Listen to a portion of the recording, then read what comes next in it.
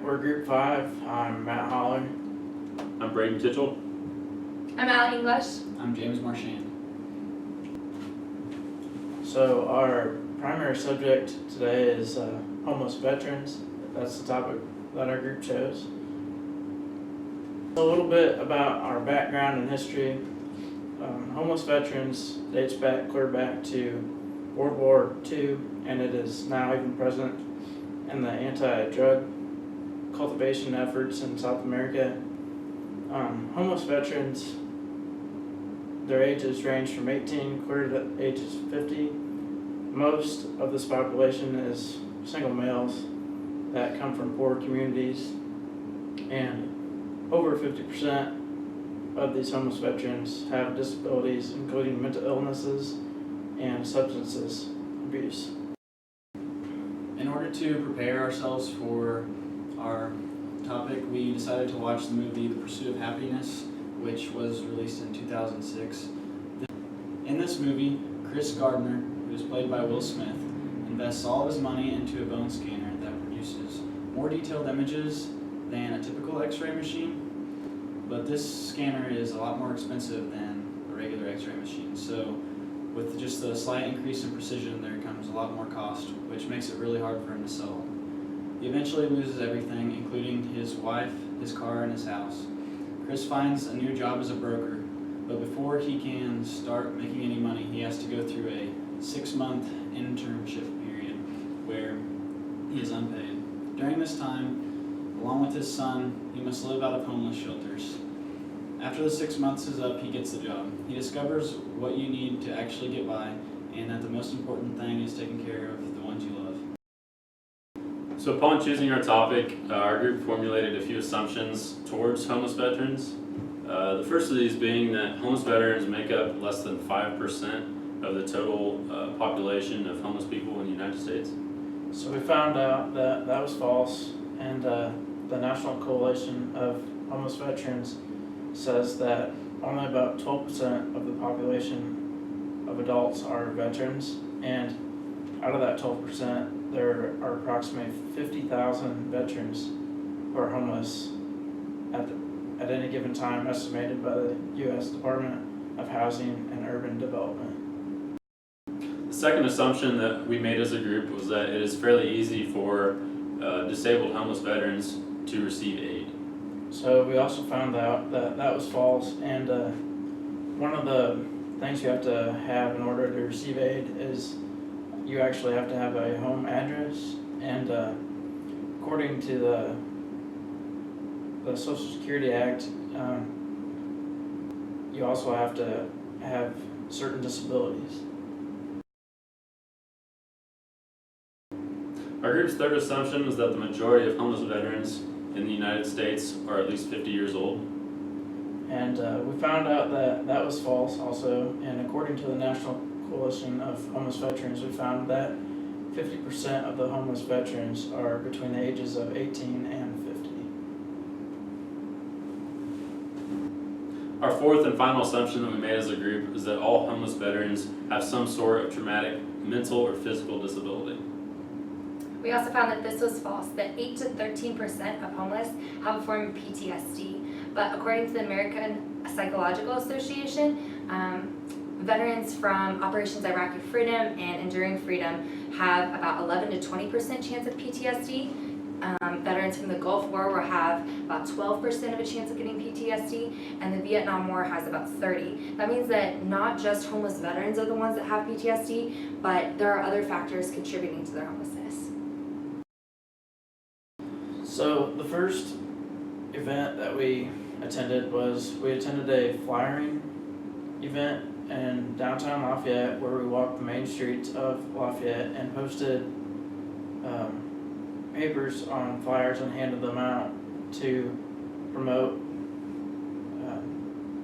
an event that the homeless outreach team here at Purdue was going to hold in order to help get the community involved with helping out and hearing the experiences of these homeless veterans.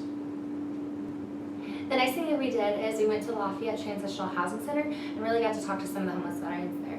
One of the things that we really took away was just how poorly the homeless, especially veterans, are treated, and they're almost treated less than animals. We got to hear some incredible moving stories about how people just really ignore them, and even stories about how animals are treated better than these people. And so that was really a big thing for us that I think we took away, that you know, what can we do going forward to make sure that this is an issue anymore.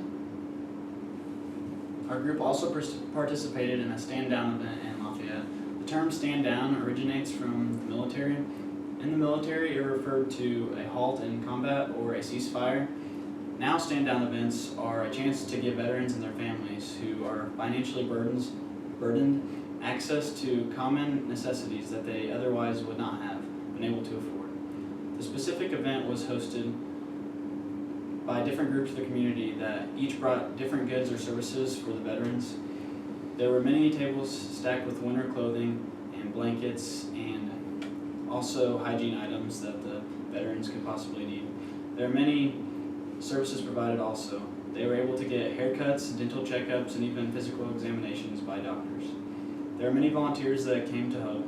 Our group helped by checking the veterans off as they left to prevent anyone from going through the line more than once. This gave us the chance to talk to every single veteran as they went through the line and hear some about their experiences and what their current circumstances were like.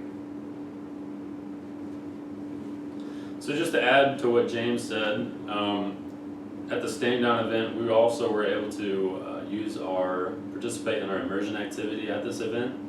So not only did we assist the veterans at the front door with helping control the line, like James mentioned, but also we tried to make sure that whenever a homeless veteran came in by himself or herself, one of us would walk around the event with them and assist them in gathering the many different things that they need, whether it was winter clothing or an everyday item that they simply could not go without.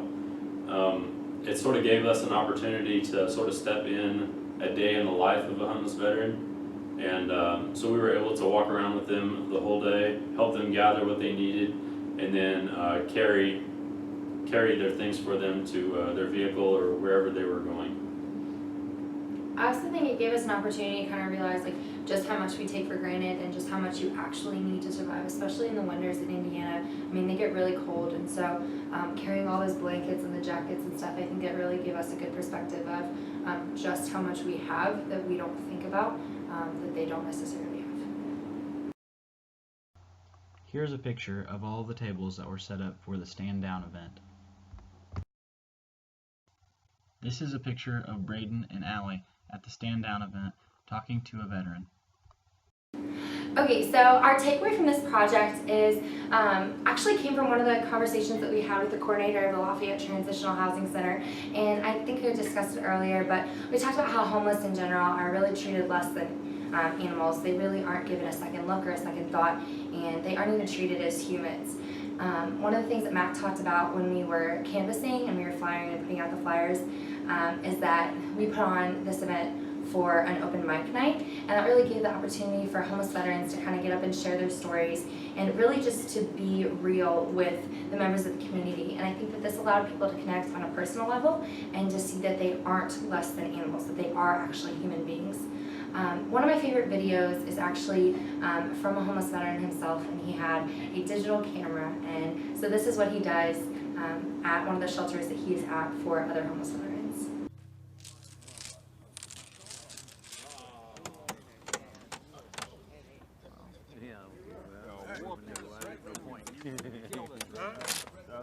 Veterans understand each other. People here appreciate it when I take their photos. They come to me and tell me how many photos I took of them. They have more photos now than they ever had in their life.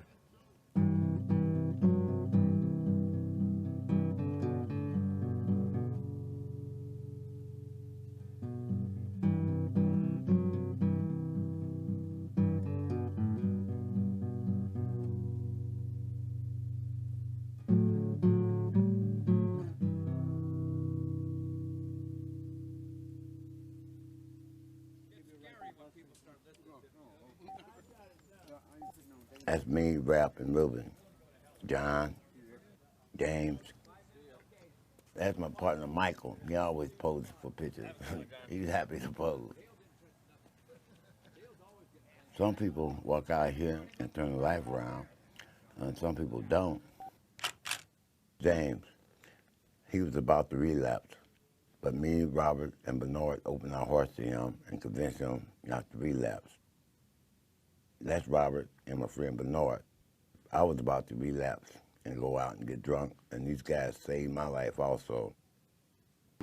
As you can see in this video, Albert Lewis really tries his best to make every homeless veteran feel valued. He makes them human again by taking their picture and sharing personal testimonies. They support each other and they help each other get through really difficult situations. I think that we can learn from this and we can take this and apply this to our daily lives. As we go on with our lives, we need to treat each homeless veteran that we see on the street as a human. We don't take them for granted, don't take the things that we have for granted, and then really understand where they're coming from. Talk to them, get to know them, realize that they are humans. Some of it is life choices, but also realize that the resources that they have and the support that they may not have is really crucial, and that we can be that support for them. I also think that, just like we talked about from Stand Down, really understanding that the things that we have that we take for granted, like our coats and our blankets and things like that, those are all essentials, and really just doing what we can to help them get back on their feet and support them through that, but also just like understanding that what we have is a blessing and taking that